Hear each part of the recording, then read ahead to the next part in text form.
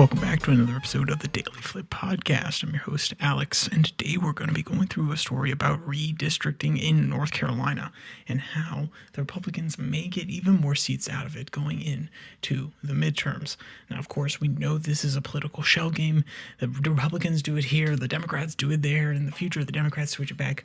But we're going to go into it. We're going to go into the ethics of it, the principles of it, and, of course, we will ask our daily debate.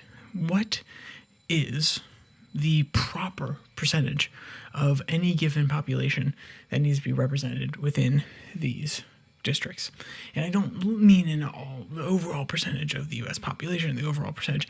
I mean, if you have 150 people with an IQ of 120 and you have 50 people with an IQ of 50, do you have to have equal representation there? Do they have to all be broken up proportionally to the rest of the population when they're being divided into districts? Can you put them in places where there would be the 50 for the low IQ individuals and then the rest in the high IQ box? Like, that's a really simple example of an immutable characteristic. There are a few things that can change it, and there are certain ways that you can game it, but mostly raw intelligence is a immutable characteristic, and that is something that's analogous to, in this case, the main pushback that comes in the form of race-based districting, or more importantly, at least taking race in as a consideration, which is what will come to the Supreme Court here within the next few days. But with that, let's actually jump into our article today. This one has the headline reading, North Carolina adopts new Trump-backed U.S. House districts aimed at gaining a Republican seat. Came from Top News International. That's not actually the name. That's the subcategory. It came from AP News. They're the ones that wrote this. My question at the very top still stands, and I think it speaks to something that really gets into the principle of the matter. States they have control of their own voting laws in the way that they do elections. Why can they not have the exact same control of how they decide to do their districts? Your argument will be, well, hey, they can just gerrymander it so that they'll never lose.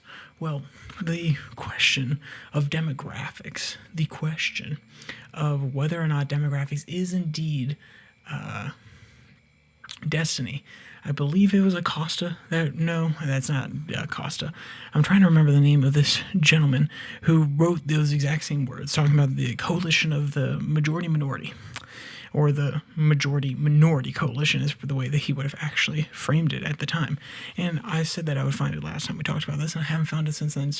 But you know who I'm talking about, and even if you don't, what he speaks to is the fact that the demographics of the United States were going to be so pervasively hard for Republicans to win that there may never be another Republican majority House. There never may be another Republican majority Senate, and he sounded very confident that there's a high likelihood that there would not be another Republican president.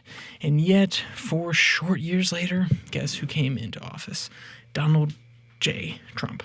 Now, the argument, how it pertains here specifically, is if you draw up these districts so that these demographics are split up, then you'll ensure that they never actually win, or the people that they don't want to win won't win these seats. In the case of the Democrats now, they would argue the Democrats will never win.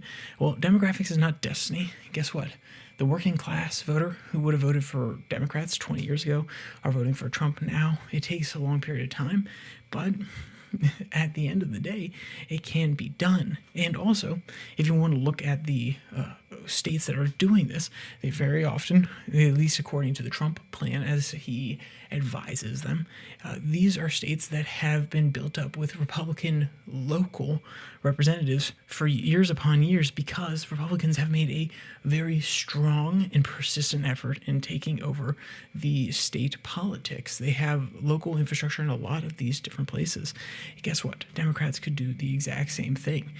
And to pretend as though the federal government can tell the subsidiary governments, because they're not technically that, though, to say that they have no authority and to completely undermine them, it begs the question, why not have only a federal government? And at that point, we're getting into a whole different argument. Point being, overall, I believe there should be the allowance within our federalist system for states to district these however they see fit. Now, at the beck and call of a president, I don't necessarily agree with that. But on a purely principled level, if you're going on a purely principled level, they should be able to do it.